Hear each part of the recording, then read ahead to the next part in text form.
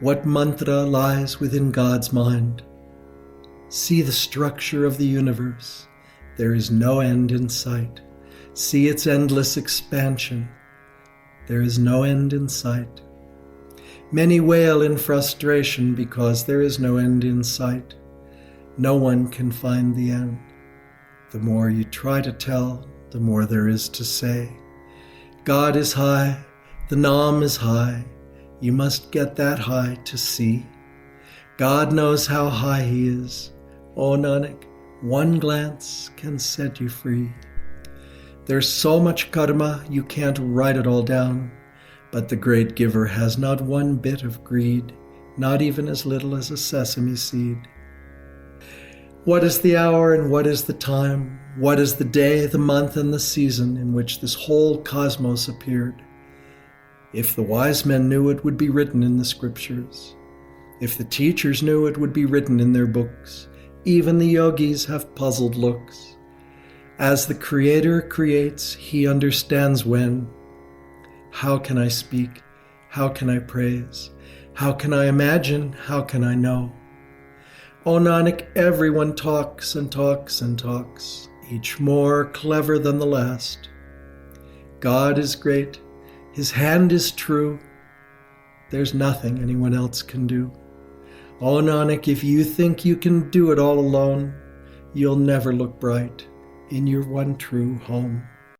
3 US-born scientists have been awarded the Nobel Prize for Physics for discovering that the universe is expanding at an ever-increasing rate. Saul Perlmutter of Berkeley National Laboratory shares the $1.5 million prize with Brian Schmidt of the Australian National University and Adam Rees of Johns Hopkins University. Now, their study of exploding stars revealed that after the Big Bang, the universe continued to expand for several billion years, but at a slower rate than today. And as the amount of what's known as dark energy grew, so did the rate of expansion. The scientists say that if the universe continues to accelerate, it could eventually be turned into ice.